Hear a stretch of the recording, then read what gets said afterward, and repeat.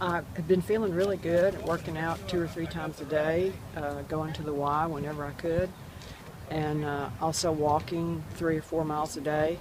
But then I had a severe pain in my side during Sunday school, actually, with my 3-year-old Sunday school, and decided I probably had appendicitis because I'd had this pain before, and that's what they thought it was. Anyway, so I went to the emergency room, and I was there for hours and hours, and finally he came back and said, you know, you need your family to leave the room. I've got some bad news.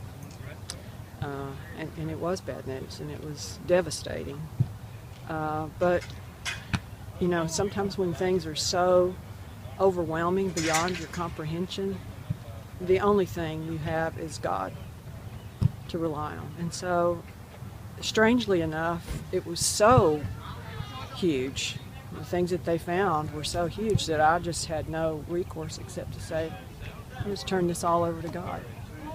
Even at that very moment that he told me. So that's what I did. He brought the family back in. He said, what do you want me to tell him? I said, everything you just told me. He explained there were several areas of cancer that needed to be dealt with. And Emily, my son's fiance, was on her cell phone immediately. It was a God thing. And she had 5 or 6 doctors were in my room within an hour. So she just kind of took control. God took control.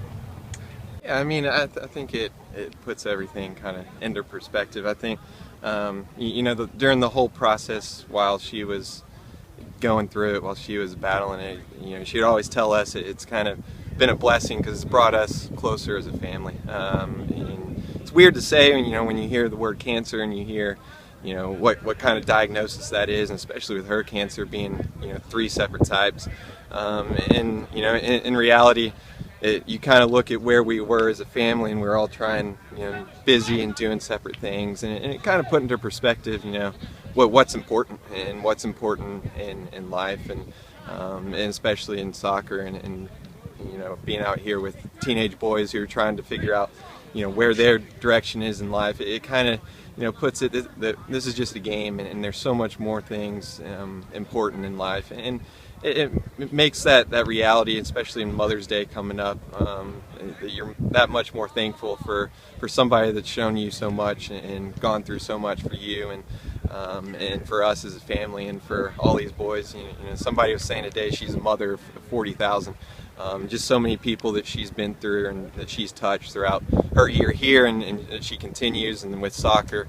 It was a scary experience, and I think, you know, with this first Mother's Day after a diagnosis, it puts that much more meaning into it, and especially being thankful for what you have, and that she is here, and she's battling it, and she's succeeding a lot through it.